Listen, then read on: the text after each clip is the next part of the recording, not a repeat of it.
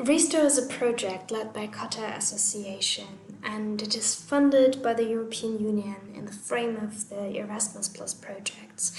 We are a comparative research network, and here is a little insights into our local workshops in Berlin that we created. A little bit of background information and something to our beginning phase. Our target group were women between the ages of 50 and 75 who all have a migratory background, and most of them have Turkish or Kurdish roots. Some of them came to Germany during the 60s and are so-called guest workers. Others migrated with their families when they were a child, and yet others came with their husbands to build a new life in Berlin. Our participants regularly paint, and painting has become an outlet for them. They let loose their worries and forget about their illnesses, and most of them suffer from mental illnesses, so painting also serves as a therapeutic tool that calms them and relaxes them. So our workshop started as an introductory phase where the basic idea of the workshop was explained, which is how can we artistically and creatively combine ornaments from our home country and our home here in Germany. So we especially focused on work with acrylic paint and painting in general, because the women are very used to it, and it was something that they know that they can do. So we tried to give them the material in which they trust themselves to do great in, and to push an outcome which gives them joy and a sense of accomplishment.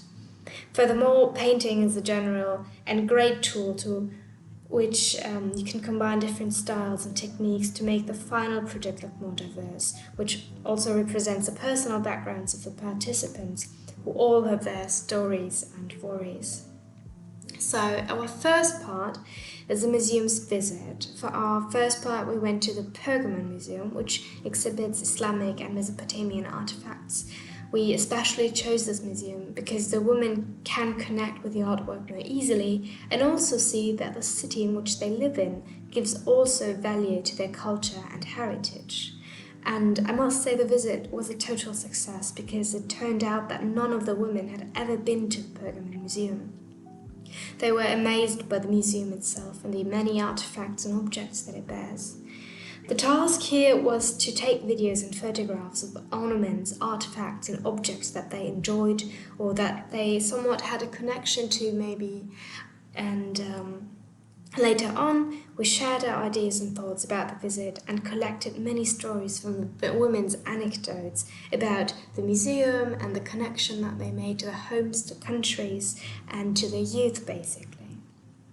In our second phase, we discovered that our home could be also a museum. So the second phase consisted of the idea to expand the museum visit, but this time by exploring one's own home and seeing it as a museum. Here the task was to take pictures of ornaments, of cultural objects that were in the home and that had a story to it. And later on again, we shared these ideas, those pictures, those stories, and we connected them with what we saw and learned in the museum.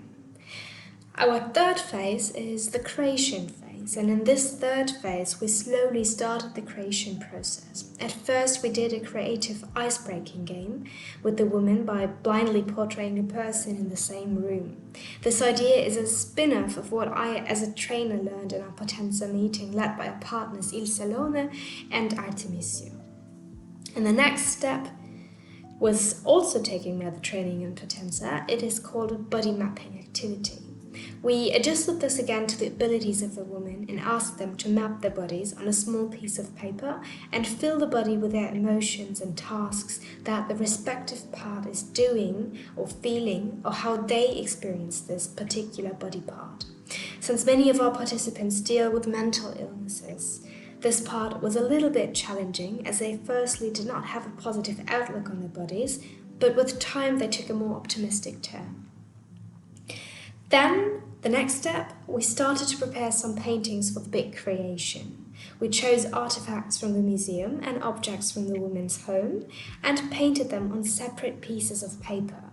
The reason for this is that some women were going to travel to Turkey very soon, and they could not be part of the final creation. However, in already painting and creating parts of the artwork on smaller sheets, we had the option to cooperate their artwork in the final piece, and even though they were not actively part of the last creation, they still had their piece in that last creation reflected.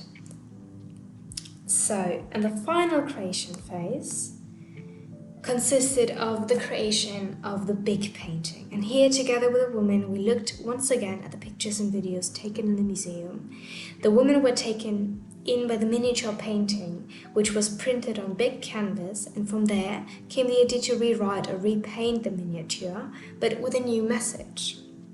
Then the women incorporated ornaments from the museum that they liked, as well as objects from the home that fit into the painting. Here we took also the paintings on small pieces of paper that the women did in the process beforehand, and so we could use those from the women who were not actively part of the last creation phase.